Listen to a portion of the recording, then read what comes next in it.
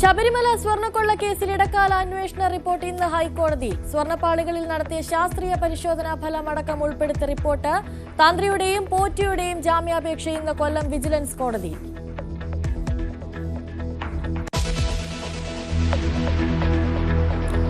കണ്ണൂരിൽ 1.5 വയസ്സുകാരനെ കടലിലെറിഞ്ഞ് കൊലപ്പെടുത്തിയ കേസിൽ ഇന്ന് വിധി. അമ്മ കുഞ്ഞിനെ കൊന്നത് കാമുകനൊപ്പം ജീവിക്കാൻ. അമ്മ ശരണ്യയും കാമുകൻ നിധിനും പ്രതികൾ. വിധി പറയുക തളിപ്പറമ്പ് അഡീഷണൽ സെഷൻസ് കോടതി.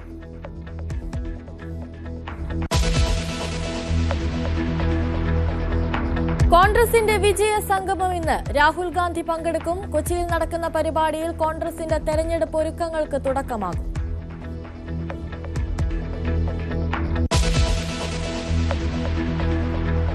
കേരള കുംഭമേളയ്ക്ക് ഇന്ന് തിരുനാവായിൽ കൊടി ഉയരും. ധർമ്മധ്വജാരോഹണം നടത്തുക ഗവർണർ രാജേന്ദ്ര വിശ്വനാഥ് ആർലേക്കർ.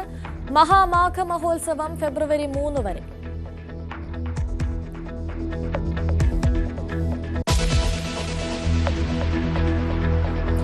ബിജെപി ദേശീയ പ്രസിഡന്റിന്റെ തെരഞ്ഞെടുപ്പിനുള്ള നാമനിർദ്ദേശ പത്രികകൾ ഇന്ന് സമർപ്പിക്കും. വർക്കിംഗ് പ്രസിഡന്റ് നിതിൻ നബിൻ പാർട്ടിയുടെ പ്രസിഡന്റാകും. പ്രഖ്യാപനം നാളെ.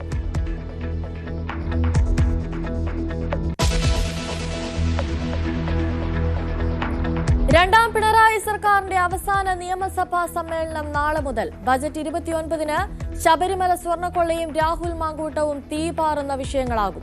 രാഹുലിന്റെ ജാമ്യ ഹർജി ഇന്ന് പത്തനംതിട്ട ജില്ലാ സെഷൻസ് കോടതി പരിഗണിക്കും.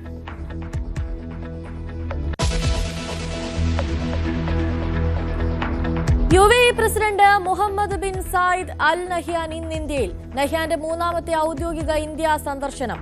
ഊർജ്ജം, വ്യാപാരം, നിക്ഷേപ മേഖലകളിൽ തന്ത്രപരമായ കരാറുകൾ ഉണ്ടാകും.